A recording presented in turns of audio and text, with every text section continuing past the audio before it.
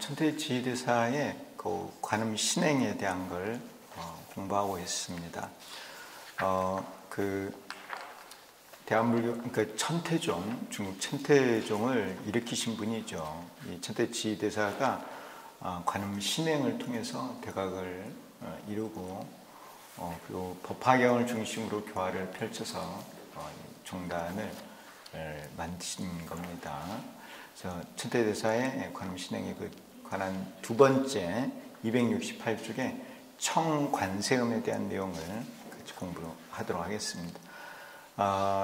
지휘대사가 평소에 늘 관세음보살을 청했습니다. 그래서 관세음보살을 칭견을 하게 되고 관세음보살의 교화에 의해서 대각을 이루게 되거든요. 이 청관세음, 관세음보살을 청한다는 것입니다. 268쪽에 그 첫 번째 줄, 천태대사는 어려서부터 묘범연화경에 제25 관세음보살 보문품을 외웠습니다. 늘 그래서 이제 관음신행을 했죠. 여기서 석가모니 불께서 관세음보살이 중생의 소리를 듣고 근기에 따라 감응하여 33응신으로 나타나 설법을 하여 중생을 득도하게 한다는 것을 설하고 있습니다. 관세음보살이 중생의 소리를 듣고 근기 따라 33응신, 그래서 설법을 하고 중생이 득도한다는 겁니다. 이 내용, 관세음보살이 소리를 듣고 중생을 교화해서 득도케 한다는 거, 이게 바로 지금 우리 대한불교 천태종에서 관세음보살을 칭명하는 이유죠. 언제 한번 말씀을 드렸는가 모르겠는데요. 구인사는 소백산 연화지 금계포란의 자리에 위치하고 있습니다. 근데 그 금계포란이라는 곳이 이제 관세음보살님께서 중생을 교화하시는 곳인데, 그 금계포란이라고 하는 그 산 모양이 언제 만들어졌을까요? 구인사 강 건너 정멸궁이 있는데, 이대근 스님 정멸궁 근처가 밭이잖아요. 지금 이제 잔디를 심고 그랬는데, 예전에 제가 이제 농장에 있을 때 거기 트랙터로 이렇게 밭을 갈면은 그 안에서 돌이 나오는데요, 맨들맨들한 돌이 나와요. 그러니까 강돌이 나오는 거예요. 예전에는 거기가 물속이었다는 거죠. 지금은 그렇게 산이 됐지만, 또 이제 산에 가보면은 조개 껍질 같은 게 있어요. 근데 난 사람이 먹고 그걸 버린 건 줄 알았는데 원래 그게 있다는 거예요, 산에.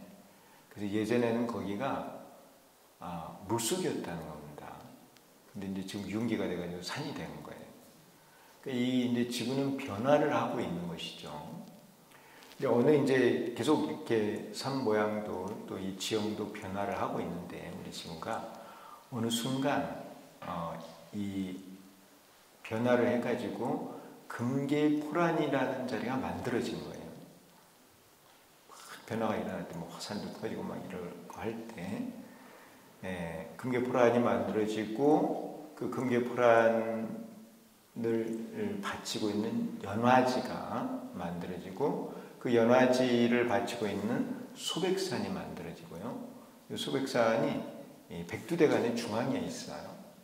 이 소백산을 중심으로 이렇게 백두대간이 만들어지면서 한반도가 만들어진 거예요. 그리고 이렇게 한반도를 중심으로 해서 중국 대륙하고 저쪽 또 아메리카 대륙이 이렇게 형성이 되면서 이제 지금의 이렇게 지구 모양이 됐다는 것이죠.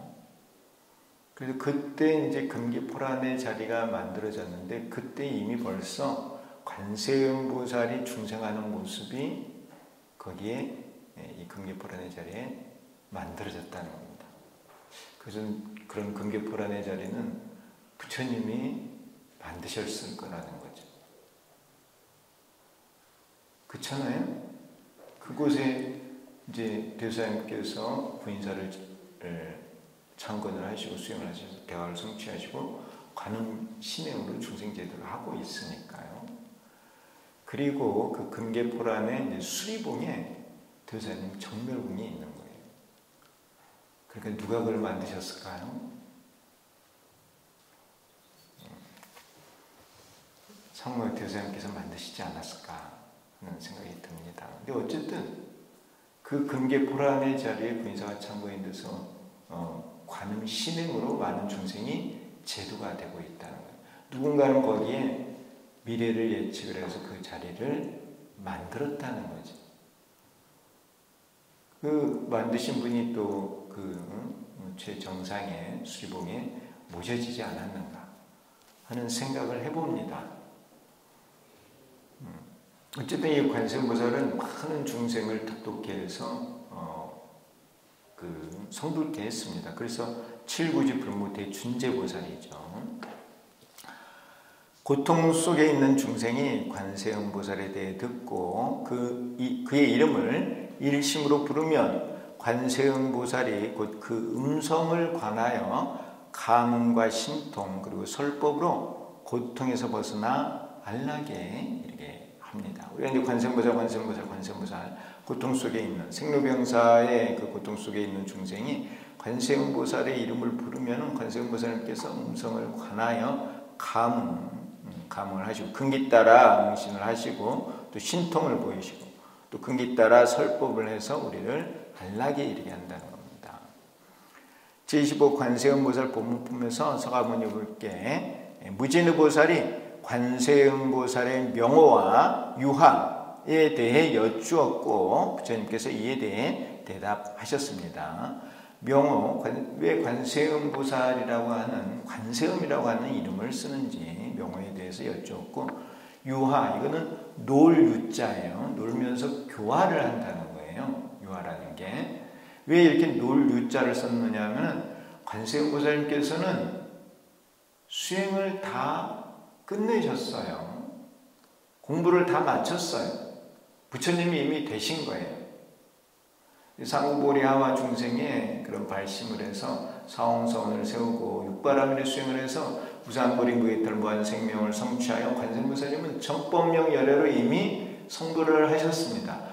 공부를 다 해서 마쳤으니까 더 이상 공부할 게 없는 거죠. 그래서 상우보리는 다 끝났어요. 다만 고통받는 중생이 있으니까 그들을 교화를 하는 하화 중생을 하는 거예요. 그 중생 세계에 가서 중생 교화하는 것을 놀유자를 써서 유화라 그래요. 부처님께서 관세음보살님께서 이 중생 세계에 오셔서 중생을 제도하는 것은 우리들과 함께 놀면서 우리들을 가르친다. 엄마가 아이를 키울 때 아이하고 같이 놀면서 키우죠. 아이 근기에 맞춰서. 그와 같이 관세음보살님도 중생 근기에 맞춰서 중생들과 함께 놀면서 교화를 하신다는, 그래서 유화라고 표현을 했습니다. 먼저 서가모니불께 무진의보살이 관세음보살은 어떠한 인연으로 관세음이라고 부르게 되었습니까? 라고 여쭙습니다. 세존 관세음보살 이하인연 명관세음. 이에 부처님께서 관세음보살의 명호에 대해 다음과 같이 대답을 하셨죠. 만약 무량한 백천만억 중생이 고뇌를 겪고 있을 때 관세음보살에 대해 듣고 그의 이름을 일심으로 부른다면 관세음보살이 곧 그 음성을 관하여 모두 해탈하게 하느니라.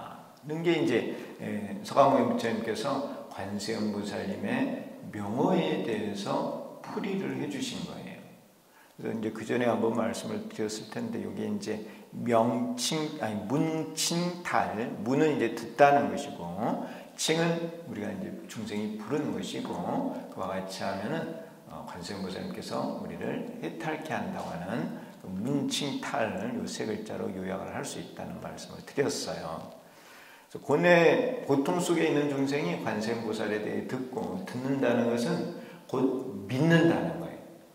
믿고 나서 일심으로 칭명을 하는 거예요. 그러면은 관세음보살님의 감흥에 의해서 우리가 해탈을 한다는 내용입니다. 고뇌를 겪고 있는 중생이 관세음보살의 명호를 일심으로 부르면 고뇌에서 벗어납니다. 그래서 이 본문품에 7난이 나오죠. 7가지 재난.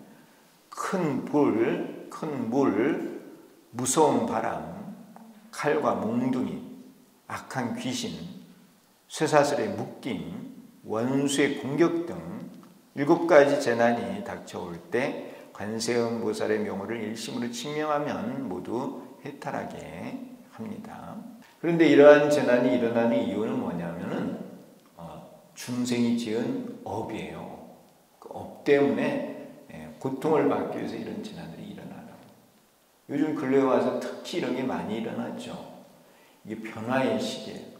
그래서 저번에 이제 코로나 있잖아요. 코로나가 발생했을 때 우리나라에 역사적으로 전염병들이 이렇게 일어난 거를 조사를 다 해봤다는 거예요. 근데 100년 이내로 항상 전염병이 생겨나요. 그러면서 많은 사람들이 죽죠. 그래서 이렇게 생각을 해보니까 그런 생각이 들었어요. 특히 이제 조선시대 때는 수묘 억불 정책을 했어요. 그래서 불교를 탄압을 많이 했습니다. 불교를 탄압을 하면은 그만한 업이 생겨요. 근데 그게 쌓이잖아요. 그럼 감당할 수가 없는 거예요. 그래서 이제 중생들이 업을 지으면은 어느 시기가 되면 한번 해소를 해야 돼. 업을 없애는 것은 둘 중에 하나거든요. 뭐냐면은 참회를 하든가 아니면 업에 따른 고통을 받든가. 이제 참회를 안 하니까 고통을 주는 거예요. 생로병사의 고통을 주는 거예요. 그래서 이제 그런 업을 또 없애고 또 업을 지으면 또 일정한 시기가 지나면 또 한번 정리하는 거예요. 근데 지금 이 시기는 큰 변화가 일어나는 시기입니다. 이 시기는 지금 그런 상황에 이렇게 있는 것 같아요. 여러 가지로 혼란스러운 상황이 너무 많아요. 관세음보살은 7가지 재난 등 고통 결과에서 구제할 뿐만 아니라 탐진치, 삼독 등 고통 원인에서도 벗어나게 한다. 이 고통의 결과와 고통의 원인에서 다 벗어난 상태가 열반이에요. 이 고통의 원인에서만 벗어나고 결과를 가지고 있으면은 유여열반이라 그래요. 근데 결과마저도 다 없애버리면은 무여열반이라고 하죠. 열반이 곧 안락이에요. 여기 이제 7가지 재난, 삼독 이렇게 표현을 해놨는데 이러한 것들은 다 예시예요, 예시. 이 7가지 재난뿐만 아니라 어떤 고통이 있다 하더라도 관세음보살을 칭명을 하면은 관세음보살께서 가피를 주십니다. 어쨌든 여기 본문품에서는 그 7가지 재난을 당하게 되는 원인으로서 탐진치, 삼독을 말하고 있어요. 그 재난에서 구해주고 삼독도 없애준다는 거죠. 서가모니께서 중생이 관세음보살을 항상 생각하고 공경하면 음욕, 진해, 우치 등 삼독으로부터 벗어난다고 설하셨습니다. 이 삼독은 끊어지는 게 아니에요, 사실은. 이거는 이제 이걸 끊어서 아란이 된다고 하는데 사실 이건 끊어지는 것은 아닙니다. 근데 수행을 많이 하면은 이런 것과 가까이 하지 않게 돼요. 이게 이제 있기는 있어도 이런 마음을 쓰지 않는다는 것입니다. 그래서 이제 유마경 같은 경우에도 이제 이런 치에 우치나 이런 그 진해 이러한 것을 치해를 끊지 않고 해탈을 얻는다는 내용이 나와요. 삼독을 끊지 않으면서도 해탈을 하는 거예요. 그게 진정한 해탈이에요. 이해하시는가요? 어쨌든 이제 관세음보살을 많이 부르고 하면은 이러한 마음은 쓰지 않는다는 것입니다. 중생은 번뇌로 인해서 업을 짓게 되고 그 결과 고통을 받습니다. 이게 중생의 모습이죠. 탐진치의 삼독은 고통을 일으키는 원인이라고 말할 수 있습니다. 서가모니불께서는 관세음보살을 항상 생각하고 공경하면 이러한 고통의 원인을 제거할 수 있다고 설하셨습니다.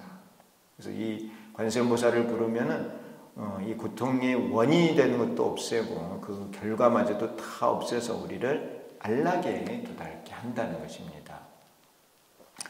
다음 서가모니불께 무진의보살이 관세음보살은 이 사바세계에 어떻게 논입니까? 중생을 위하여 어떻게 설법을 합니까? 방편의 힘으로 하는 그 일은 무엇입니까? 라고 여쭙습니다. 이 세 가지를 여쭌 거예요. 서가모니 부처님이 계실 때는 사바세계의 교주가 서가모니 부처님이십니다. 이 사바세계에 있는 중생들을 이 서가모니 부처님께서 다 교화를 하시는 거예요. 이 사바세계에 일어나는 모든 일들은 이 부처님께서 관장을 하시는 거예요. 그렇지만 이제 지금 이 시대에는 상황각대 조사님께서 부처님으로 오셔서 이 모든 것을 다 관장을 하고 계세요. 어쨌든 이제 부처님께 이 세 가지를 여쭙습니다. 이에 부처님께서 관세음보살의 유화에 대해 다음과 같이 대답을 하셨습니다. 만약 어떤 국토의 중생이 있어서 불신으로 응해야 득도를 한다면, 부처님 몸으로 응해야 득도를 한다면 관세음보살이 곧 불신, 부처님 몸을 나타내어 설법을 하느니라. 벽지불신으로 응해야 득도를 한다면 곧 벽지불신을 나타내어 설법을 하느니라. 성문신으로 응해야 득도를 한다면 곧 성문신을 나타내어 설법을 하느니라. 여기 보살신이 빠졌죠. 그런데 여기 이제 이 영취산에서 관세음보살께서 보살의 몸으로 와 계셨거든요. 그러니까 그럼 굳이 말씀을 안 해도 되기 때문에 여기 보살신은 빠진 거예요. 불신, 보살신, 벽지불신, 성문신. 이들이 이제 성인이에요. 성인. 우리 이제 그 육도 윤회의 세계, 이제 십법계 가운데 육도 윤회의 세계가 있고요. 중생기도 생로병사를 겪고 있는. 그리고 육도를 이제 벗어나는 거. 공을 깨달으면은, 공이라는 진리를 깨달으면 육도를 벗어나서 삼계 밖을 벗어난다고 표현을 해요. 성문이 되고 영각이 되고 보살이 되고 부처님이 돼요. 그래서 이 성문, 영각, 보살 이런 분들은 이제 삼계 밖에서 태어나고 죽음을 반복해요. 거기도. 근데 우리 인간들처럼 그렇게 윤회하는 생사는 아니에요. 우리 인간들은 이렇게 수명이 정해져서 이 분단 생사라고 하는 이런 그 생사를 겪는데, 이 삼계 밖에서는 그런 생사는 아니고 변혁 생사라 그래요. 그리고 거기서 받는 몸은 우리처럼 이런 육신이 아니고요, 의생신이라 그래요. 의생신을 받고 그 의생신을 받으면서 고통을 이제 겪는데, 이 육도에서의 생사는 아주 거칠어요. 우리들 생사는 이렇게 이제 파장으로 치면 이렇게 높아요. 파도로 치면 높은 파도를 우리는 겪고 있는 거예요. 심하게. 멀미가 심하죠. 이렇게 사니까. 그런데 이 삼계 밖의 생사는 미세 생사라 그래요. 이 생사를 겪긴 하지만은 이렇게 이런 폭이, 생사를 겪는 그런 폭이 낮아요. 우리가 이제 이 크다는 게 뭐냐면은 이제 올라가는 거는 생이고 내려가는 거는 죽음이에요. 또 생사. 이 생사가 이렇게 큰 거예요. 그래서 이 육도 안에서 겪는 생사는 전생을 몰라요. 그럼 혹시 전생 아세요? 진리를 깨닫지 못하면 전생을 모릅니다. 그리고 이제 그 삼계 밖에서는 이제 어렴풋하게 기억이 있어요. 근데 이제 중도를 깨달으면 영불태가 있어가지고 법신菩사들은 전생을 정확하게 기억을 해요. 근데 이제 공이나 가를 깨달은 그런 그 이제 성문영각 보살은 아직까지 그렇게 정확하지는 않아도 인간처럼 그렇게 막막하지는 않아요. 그런데 거기서 받는 생사는 이렇게 굴곡이 심한 그런 생사가 아니고 조금 낮은 그런 생사예요. 그래도 이제 고통이 있어요. 그리고 이제 그걸 변혁생사라고 하는 거예요.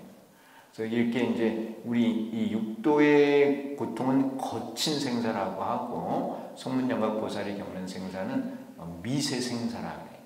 그래서 생사의 폭이 좀, 그 고통이, 파도가 좀 얕아요. 파도가 높으면 되게 힘들죠. 울렁울렁하죠. 울렁도잖아요. 파도가 심해가지고. 근데 이제 그 변혁생사는 그렇지는 않다는 겁니다. 이 모든 생사를, 분단생사, 변혁생사를 다 벗어났을 때를 열반이라고 하는 거예요. 진정한 열반이라고 하는 거예요. 이제 공가중이라고 하는 진리도요, 여러분, 이 공은 거친 거예요. 가는 조금 미세하고 중도는 아주 미세한 거예요. 그러니까 이 중도를 깨닫기가 어려워요. 이게 이제 물리학에서도 그전에도 말씀드렸듯이 거시세계가 있고 미시세계가 있다고 했습니다. 그래서 거시세계는 이제 뉴턴의 뭐 관성의 법칙 같은 게 적용이 돼요. 미시세계의 양자역학의 세계는 이 관성의 법칙이 적용이 안 돼요. 이 양자역학의 법칙 같은 게 이제 적용이 되는 거거든요. 뭐 불확실성의 원리라든가 선부성의 원리라든가 그런 거기 그 세계에 적용되는 법칙이 있는 거예요. 근데 그 양자 세계에 적용되는 법칙은 이 거친 세계에도 다 적용이 돼요. 근데 이 불법도 똑같아요. 이게 이제 공과적으로 진리가 깊어진다는 거예요. 그래서 이제 공을 먼저 깨닫고 가를 깨닫고 그 다음에 나중에 중도를 깨닫게 돼요. 이게 깊이가 선정의 깊이하고 똑같아요.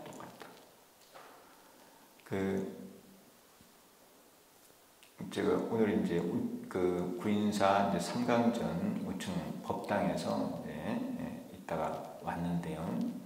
거기 그 삼강전 저번에 제가 그 33333 5개 말씀드렸죠. 삼독을, 삼운전, 삼보당, 삼강전, 그리고 삼층당. 이 삼강전의 구조를 보면은 이제 저희 이대큰 선생님께서 그 건물을 지으셨어요. 그리고 설법도 거기서 하셨죠. 그 설법 고전에 사부님이 모셔져 계세요. 그리고 4층에 누가 있나요? 보살님 기도실이 있어요. 3층에는 처사님 기도실. 2층과 1층은 비구스님들 수행 공간이에요. 이렇게 이제 돼 있습니다. 그래서 이제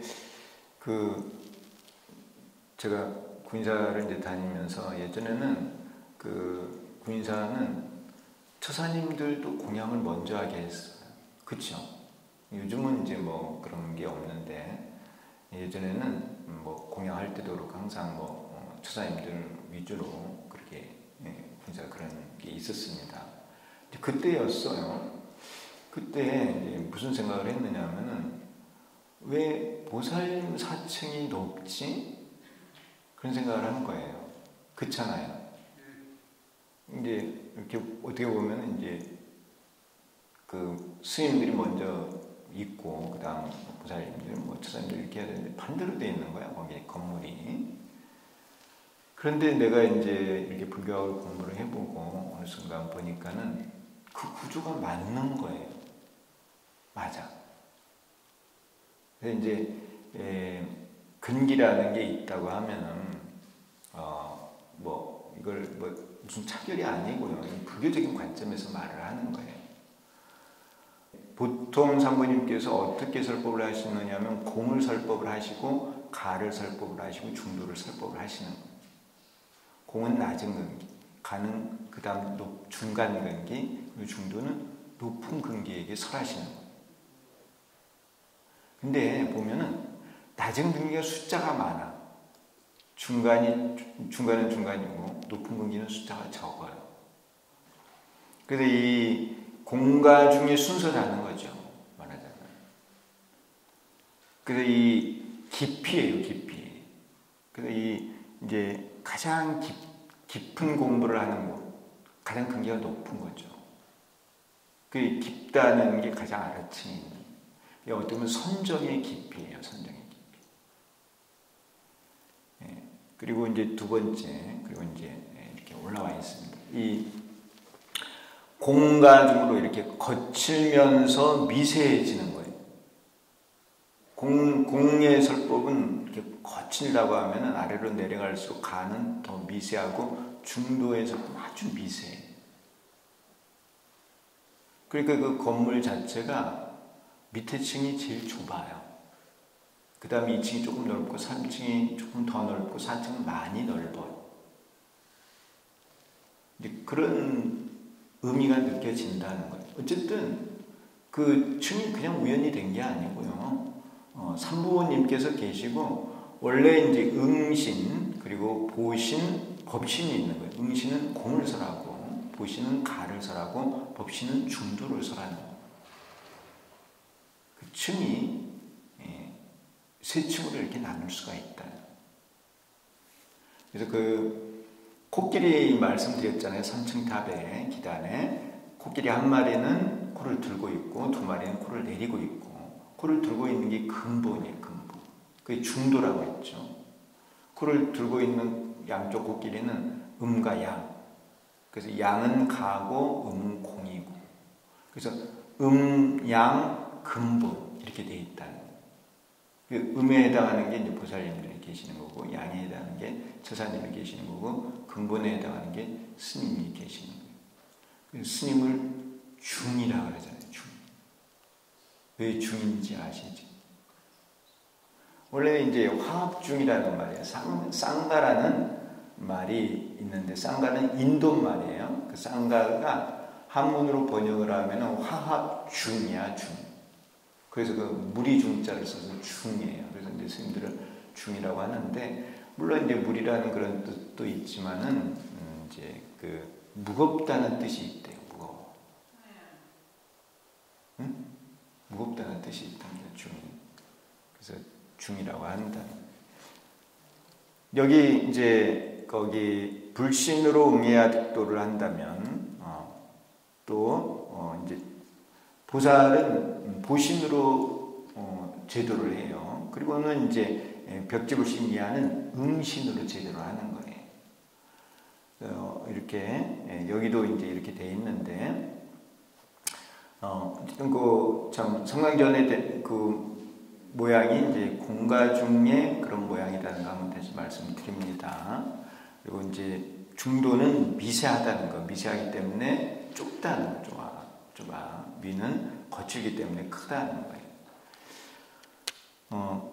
부처님께서는 관세음 보살이 중생의 근기에 응해서 33가지 몸으로 나타나 설법을 하여 득도하게 한다고 하셨습니다. 생사의 고통에서 벗어나 열반의 안락으로 건너가는 것을 득도라고 합니다. 예, 도가 이게 이제 그 법도도자인데요. 예, 한번 원문을 보면요, 그 법도도가 건널 도의 의미예요. 관세음보살은 고통 속에 있는 중생들을 구제하여 안락의 세계로 인도하며, 중생들은 이러한 관세음보살의 구제력에 의하여 득도하게 됩니다. 근데 관세음보살께서 그냥 득도케 하지는 않는다고 했죠? 반드시 여기 관세음보살의 명호를 불러야 된다는 거예요. 그렇습니다. 그것도 그냥 칭명이 아니고 일심 칭명이에요. 근데 이게 거칠다는 것은 산란하다는 거예요. 그리고 이제 선정에 들어갈수록, 선정이 깊을수록 미세해지는 거예요. 그래서 이 일심은 아주 미세한 상태예요. 그 미세한 상태에서 이 파장이 아주 빠르게 움직이면서 강하게 되는 거예요. 그 강한 마음을 가지고 연구를 하는 거예요. 연구를 하고 미혹을 깨는 거예요. 그러면서 깨달음이 이루어지는 거예요. 그래서 공부를 잘하는 사람은 집중을 잘하는 사람이에요. 여러분들도 뭔가 이렇게 잘하려면 집중을 잘 해야 돼요. 집중을.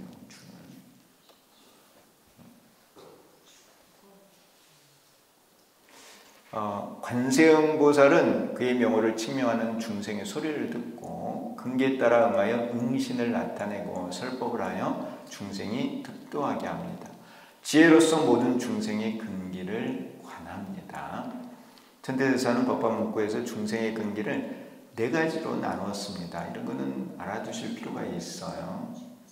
왜냐하면 여러분들도 언젠가는 법사가 돼서 중생을 제도해야 돼요. 인천기는 요 밑에 이제 설명을 해놨습니다. 10선계의 근기예요. 이승기, 이승은 그러니까 자기만을 알아요, 사실은. 이제 이승은 이제 공을 깨달을 수 있는 근기예요. 보살기는 가를 깨달을 수 있는 근기예요. 불기는 중도를 깨달을 수 있는 근기입니다. 이게 이제 그대로 지혜하고도 연결이 돼요. 인천기는 세지라 그래요. 세상 세자의 그런 지혜고, 이승기는 이제 벽지불신, 그러니까 이제 성문지, 벽지불지 이런 지로 말을 해요. 이들은 일체지를 가지고 있다고 얘기를 해요. 보살기는 도종지를 가지고 있다 그래요. 보살지. 또 불기는 이제 불지가 있죠. 그건 일체 종지입니다. 이게 이제 근기고 근기에 따른 지혜가 있는 거예요. 거기에 맞게 이제 관세음보살님께서 설법을 하신다는 거죠. 인간과 천상의 근기는 십선계를 지켜서 인간과 천상에 태어나려고 한다. 특히 이제 천상의 이런 그 천신들은 선정수행을 해요. 선정수행을 하는데 지혜행을 하지는 못해요. 선정의 깊이는 있는데 이제 지혜를 닦게 되면 진리를 깨달을 수 있거든요. 근데 그런 것은 좀 부족하지만은 선정에는 된다는 겁니다. 그게 이제 천상의 근기들이에요. 지혜를 닦게 되면은 이제 성문의 영각이 됩니다. 보살이 되고 이들에게는 십선계의 은과에 대해 설해주어 인간과 천상에 태어나게 합니다. 이들은 이제 인간과 천상 세계에서 복락을 누리려고 하는 그런 근기들이에요. 그들에게는 이런 십선계의 인과에 대해서 설해준다는 거예요. 이제 복을 지으면 복을 받고, 업을 지으면, 죄를 지으면 벌을 받는다는 걸 가르쳐 주는 거예요. 가장 기본적인 것이죠. 그래서 이렇게 인간과 천상에 태어나서 이렇게 살면서 무상함을 알게 돼요. 그런데 근기가 이 육도를 벗어나고 싶어 해요. 그들 근기에게 이제 공이라는 진리를 가르쳐 줍니다. 성문과 영각의 근기는 육도 윤회에서 벗어나고자 한다. 이들에게는 공제를 설하여 견석의 번뇌를 끊고 육도 윤회에서 벗어나게 합니다. 보살의 근기는 항상 자기보다도 중생을 먼저 생각하며 사홍서원의 발심을 하고 육바라밀의 수행을 하면서 중생을 제도하기 위해 노력합니다. 이 보살은 이타심이 강해요. 그래서 중생을 생각을 하고 그들을 제도하려고 해요. 이제 벌써 공을 깨달았잖아요. 공을 깨닫고 보니까는 너무 편하거든요. 공을 깨달으니까 내 스스로는 편해요. 근데 이제 고통받는 중생들이 있어. 그래서 그들에게 가르침, 진리를 가르쳐서 수행을 가르쳐서 깨닫게 하는 거예요. 그들도 고통에서 벗어나게 하기 위해서. 그게 바로 보살의 근기예요. 그래서 끝없이 많은 중생을 제도하고 헤아릴 수 없이 많은 번뇌를 끊으며 무량한 부처님의 법문을 배워서 위없는 불도를 이루고자 한다. 이들에게는 가제를 설하여 진사옥의 번뇌를 끊고 보살도를 이루게 합니다. 그리고 이제 마지막 부처님의 근기는 제법 실상을 깨달아 불도를 완성하고자 합니다. 272쪽이에요. 모든 무명에서 벗어나 무상보리를 이루고 모든 업에서 벗어나 무의 해탈을 이루고 모든 생사에서 벗어나 무한 생명을 이루고자 합니다. 이들 중생에게는 부처님 근기죠. 이들에게는 중도를 설하여 불도를 이루게 합니다. 여기 네 가지 근기가 있는데요. 이 네 가지 근기를 두 개씩 더 나누면은 8가지 근기가 되죠. 두 가지 근기, 인천기를 두 개로 나누고 또 성문과 벽집을 두 개로 나누고 보살을 두 개로 나누고 부처님 근기를 두 개로 나누면은 8개가 돼요. 그게 바로 구봉팔문의 팔문이에요. 그 팔문이 그냥 만들어진 게 아니고요. 8근기가 통과하는 문이 구봉팔문입니다. 그 문을 열어주시는 분이 누구라고요? 관세음보살님이십니다. 이렇게. 이와 같이 관세음보살은 모든 중생의 근기를 관하여 거기에 응하고 몸을 나타내어 설법을 하여 득도하게 합니다. 득도가 이제 문을 통과하는 거예요. 그게 득도예요. 본품에서는 중생의 근기에 응하여 33가지로 몸을 나타내어 설법을 한다고 하였습니다. 그래서 이렇게 이제 33가지 몸이 나열이 되어 있죠. 그래서 불신, 이제 보살신은 이제 이때 관세음보살님께서 몸이 보살신이에요. 보살신을 놔두고 있었습니다. 생략이 됐고 벽지불신, 성문신, 그리고는 이제 그 아래는 인간과 천신의 모습들이에요. 범왕신, 채석신, 자재천신, 대자재천신, 천대장군신, 비사문신, 소왕신, 장자신, 거사신, 재관신, 바라문신, 비구비구니 우바세 우바이, 장자부녀신, 거사부녀신, 재관부녀신, 바라문부녀신, 동남신, 동녀신, 천신, 용신, 야차신, 건달바신, 아수라신, 가루라신, 긴나라신, 마오라가신, 집금강신 등으로 나타나 설법을 합니다. 이렇게 이제 근기 따라 33응신을 한다는 것이죠. 관세음보살은 중생의 근기에 따라 무량한 방편을 사용하여 여러 가지로 설법을 하십니다. 이 방편이라는 게 중생을 성숙해 하는 거예요. 성숙. 이 방편이 있기 때문에 진실을 얻을 수 있어요. 축법이 있기 때문에 묘법을 얻을 수 있어요. 공가가 있기 때문에 중도를 얻을 수 있어요. 그래서 이렇게 이제 근기 따라 방편을 써 주시는 거고, 우리는 그러한 방편에 의해서 인도되고 성숙하는 거예요. 그래서 성숙하면은 자꾸 성숙하면은 성숙한 거에 맞게 방편을 써서 키웁니다. 이해하시는가요? 그래서 관세음보살님을 한번 신앙을 하게 되면 계속해서 신앙을 해서 불도를 이룰 때까지 관세음보살을 칭명을 하면서 신앙을 해야 돼요. 그러면 관세음보살님께서 계속 그 중생을 보살피면서 성불할 때까지 우리를 인도하시는 거예요. 이 생에도 관세음보살을 부르고 내 생에도. 그러니까 아까도 금계포란 말씀을 드렸지만은 그 금계포란의 그 자리를 만드신 부처님께서는 앞으로 중생은 관세음보살, 관음신행을 가지고 제도해야 되겠다는 걸 이미 그때 결정을 하셨다는 거예요. 그래서 이렇게 자리를 만들고 구인사라고 하는 자리가 아주 오래전에 이미 결정이 되어 있었다는 겁니다. 이제는 그 불법의 시대가 올 것 같아요. 그런 많은 현상들이 그러한 것을 이야기를 해주고 있습니다. 차츰 사람들이 이 불법이 좋다는 걸 알게 되고 진정으로 잘 살려면 불법을 실천해야 된다는 걸 이제 깨달아가고 있어요. 지금 어떻게 보면 가장 그 종교하고 거리가 먼 그런 시기인 것 같아요. 근데 이제 이럴 때 또 불법의 싹이 또 커지는 게 아닌가 하는 생각이 들어요. 관세음보살은 중생 근기에 따라 무량한 방편을 사용하여 여러 가지로 설법을 합니다. 이 법을 설하시는데 이제 신구의 3업으로 다 설을 하세요. 그 설법의 내용을 요약하면 인과, 공제, 가제, 중제라고 할 수 있습니다.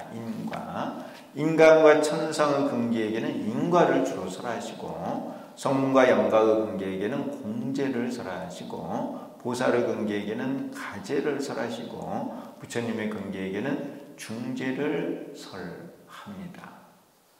그래서 그 인과를 배우고 공가중을 배워서 불도를 완성을 하는 거예요. 이 공가중의 진리를 깨달으려면 공을 이해해야만 수행을 통해서 그걸 깨달을 수 있어요. 가도 마찬가지입니다. 가도 가를 이해를 해야만 수행을 통해서 가를 깨달을 수 있어요. 중도도 똑같습니다. 중도도 이해를 해야만 수행을 통해서 중도를 깨달을 수 있어요. 그래서 신의 행정이라는 말이 있어요. 믿고 이해를 해서 수행을 통해 증득한다는, 반드시 그렇게 되어 있습니다. 그리고 이런 진리를 깨닫지 않고는 고통에서 벗어날 길이 없어요. 반드시 이 진리를 깨달아서 고통에서 벗어날 수 있습니다. 관세음보살은 방편으로 중생의 근기를 성숙시키고 구경에는 모두 중도의 실상을 설하여 깨닫게 합니다. 처음에는 방편으로 자꾸 인도를 해요. 나중에는 이제 중도 실상을 설하고 깨닫게 해서 부처가 되게 하신다는. 그리하여 요 중도 실상을 설하여 깨닫게 하여 무상보리와 무해달 그리고 무한생명의 삼덕을 성취케 하여 성불하게 하십니다. 이와 같이 보문 품에서 서가모니 불께서 관세음보살의 명호와 유하에 대해 설하셨습니다. 고통 속에 있는 중생이 관세음보살의 명호를 일심으로 부르면 관세음보살이 중생의 소리를 듣고 근기에 따라 응하여 응신을 나타내고 설법을 하여 중생이 득도하게 합니다. 관세음보살은 중생의 칭명염력, 명호를 부르는 그 생각의 힘이죠. 칭명염력에 응하여 나타나 설법을 합니다.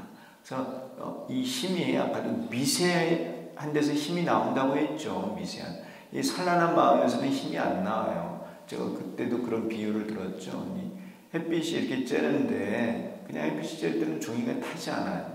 근데 돋보기를 갖다 대면은 종이가 타는 거예요. 집중이 돼서. 우리들 마음도 마찬가지. 집중하는 데서 힘이 나오는 거예요. 그 힘에 의해서 관세음보살을 부를 수가 있는 거예요. 불러올 수가 있는 거예요. 청할 수가 있다는 거예요. 그래서 그 집중을 하는 방법이 여러 가지가 있어요. 근데 이제 나중에 보시겠지만, 여기 이제 다음에 보시겠지만, 이 천대 지휘대사는 관세음보살님을 청할 때 수식관이라는 걸 했어요. 수식관. 그 수식관은 서가모니 부처님께서 보리수 나무 아래에서 선정해 드는 방법이었어요.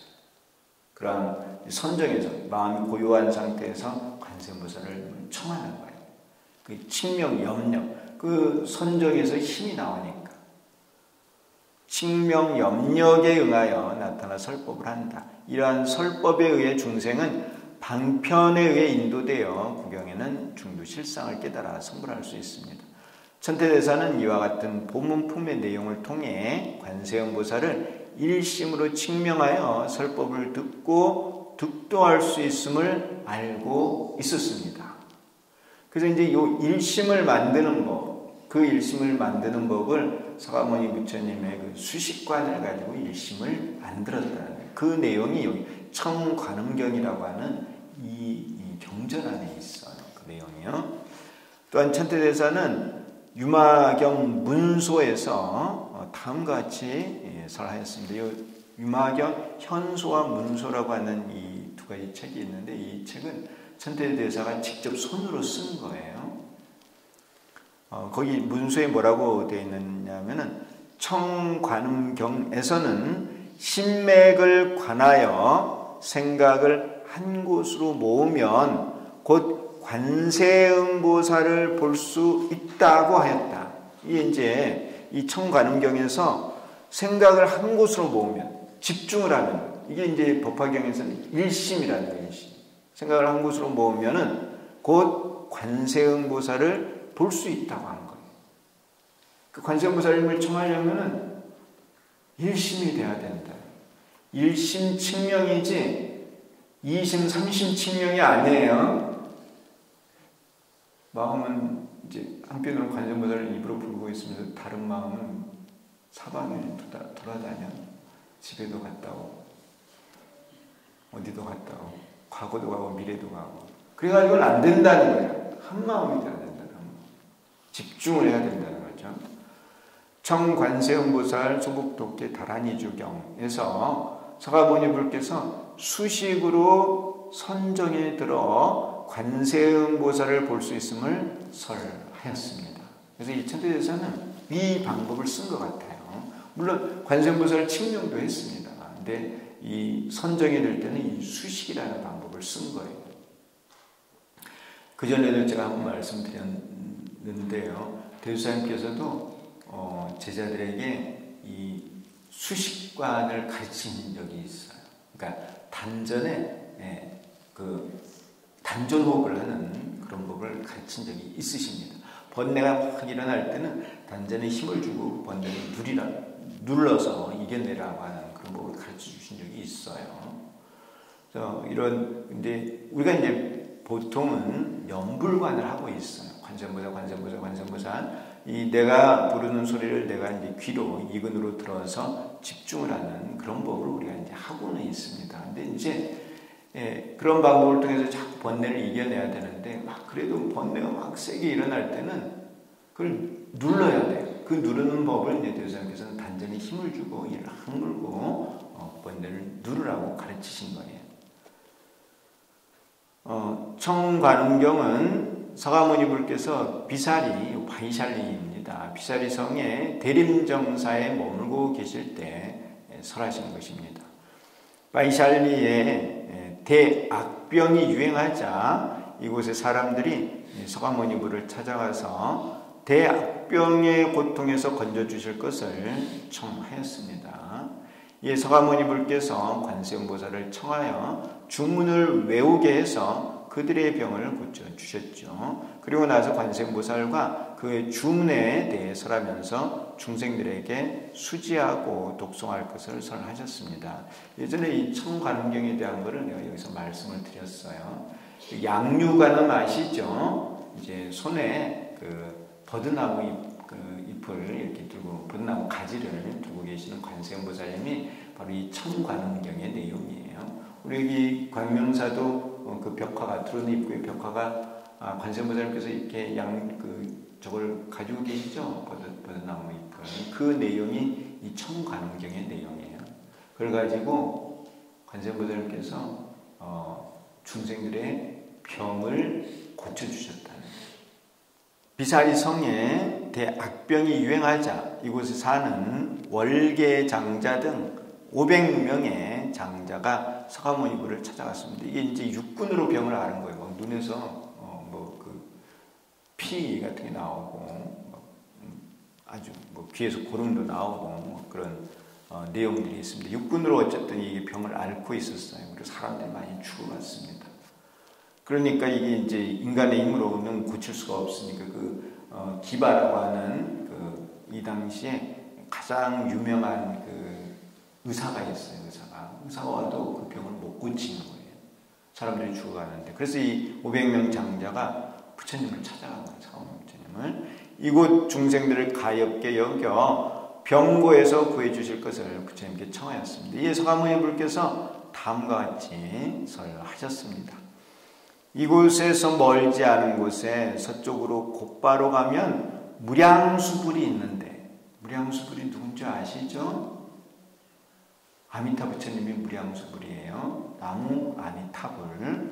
무량수불이 있는데 그는 관세음보살과 대세지보살의 두 보살과 함께 있느니라.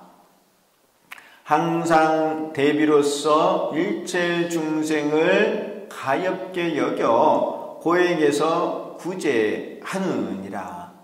이 관세음보살이며 너희들이 지금 응당 오체 투지로 그들을 향해 예를 올리는데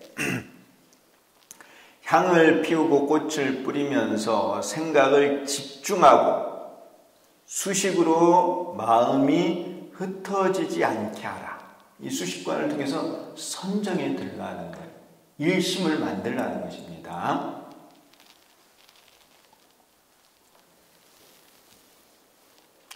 신념을 하는 데 이르면 중생을 위해 마땅히 그 부처님과 두 보살을 청할 것이니라. 이렇게 이제 신념이 뭐냐면은 10번 생각하는 거예요. 10번 생각. 관세음보살, 관세음보살, 관세음보살. 10번을 생각하는 거예요.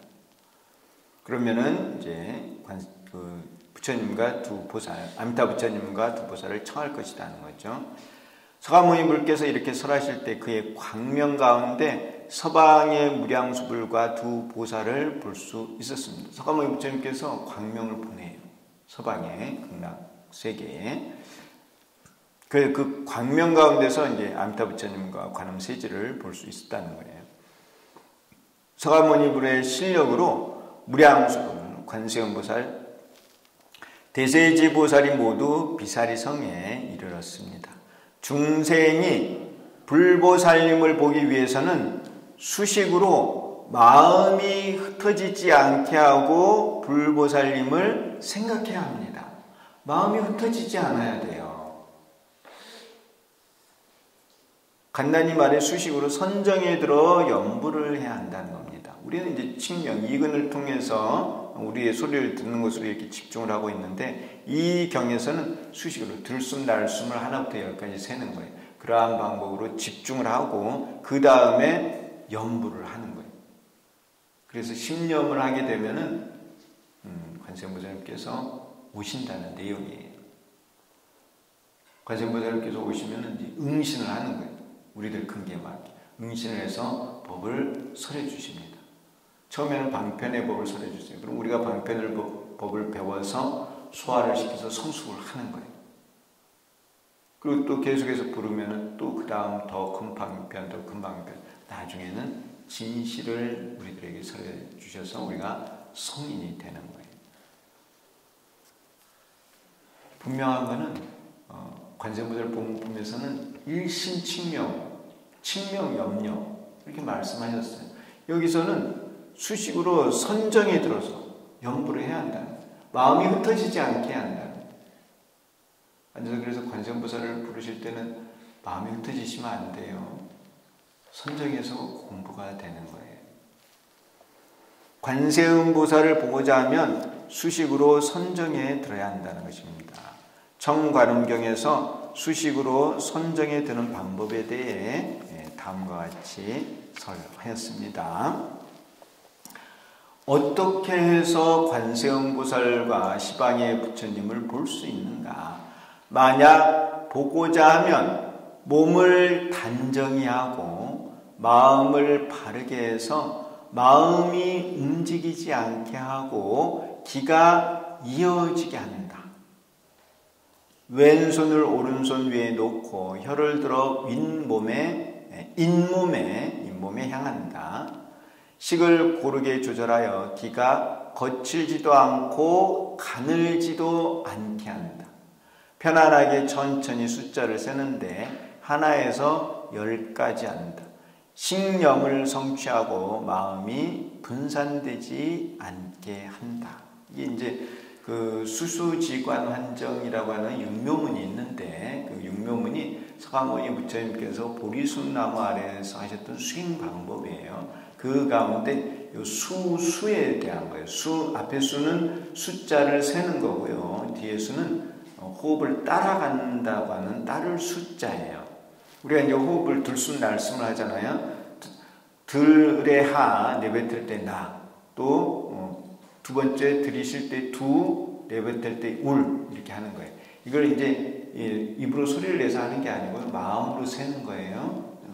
마음으로 이렇게 하나, 두, 울. 그러니까 들숨 날숨에 하나, 두, 울, 셋 쭉 해서 열, 또 다시 하나, 둘 이렇게 이제 숫자를 처음에는 세요. 속으로 세는 거예요. 속으로. 그 다음에는 들숨 날숨이 들고 나는 것을 따라가 마음이. 숫자는 세지 않고 그를 따를 숫자를 해요. 숨이 들어오고 나가고 들어오고 나가고 그걸 계속 따라가는 거예요. 그렇게 따라 나가다가 나중에는 그 따라간다는 생각마저도 그치는 게 지혜예요. 수수지. 그래서 마음이 이제 고요한 상태가 돼요. 그친 상태가 돼요. 마음이 좀 고요해지거든요. 그 고요한 상태에 갑자기 생각이 툭 튀어나와. 집생각이 툭 튀어나와요. 그러면 그 튀어나온 생각을 관을 하는 거예요. 관. 이 생각이 어디서 나왔는가? 관을 해보니까 그 생각이 사불생, 자생, 타생, 공생, 무인생이 아닌데 그 생각은 일어날 수가 없다는 그걸 관을 한다 그래요. 관. 공하다는 거죠. 공을 관하는 거예요. 그리고는 또 어떤 게 뭘 관하냐면 그 일어나는 생각을 보는 마음을 다시 돌이켜서 봐야 돼. 내가 그러니까 능관, 소관 이렇게 표현을 하는데 소관이 일어나는 생각이에요. 능관은 일어나는 생각을 보는 마음을 능관이라고 해요. 능관을 다시 돌이켜보면 그 능관도 마음이 일어날 수가 없어. 그래서 그걸 환이라고 해요. 환. 정은 모든 분별을 다 그치는 것을 정이라고 해요. 그래서 그 분별이 다 그친 그 상태가 이제 이 어떻게 보면 선정의 상태가 되는 거예요. 지혜가 열린 상태가 돼요. 선정과 지관이 성취된 상태. 그 마지막 정자는 깨끗할 정자예요. 분별이 없다고 해서. 그렇게 해서 이제 수수지 관한정 육묘문을 닦으셨던 겁니다. 그 가운데 여기서는 이제 그 두 가지에 대한 설명을 하고 있었던 거예요. 여기서 선정에 드는 방법을 설명하고 있다. 먼저 신구의 세 가지를 바르게 한다. 몸은 바르게 앉고 마음은 움직이지 않게 하며 입은 혀를 들어 인몸에 향한다. 우리는 이제 관세음보살 연부를 하기 때문에 이렇게 할 필요는 없어요. 이제 수식관을 할 때 이렇게 했다는 것입니다. 우리는 관세음보살 하니까 입을 벌려서 소리를 내야 되죠. 다음 호흡을 하는데 식을 고르게 조절하여 기가 거칠지도 않고 가늘지도 않게 한다. 이 수식관에서는 이 기를 조절을 해야 돼요. 우리는 뭘 조절을 해야 되느냐면 연불 소리를 조절을 해야 돼요. 너무 소리가 커도 안 되고 너무 낮아도 안 되고, 그래서 적당한 톤으로 소리를 내서 관세음보살을 불러야만 수마를 쫓을 수 있습니다. 선정에 들 수가 있어. 이러한 식을 세워서 선정에 드는데 여기서는 수식과 식념의 두 가지로 말하고 있습니다.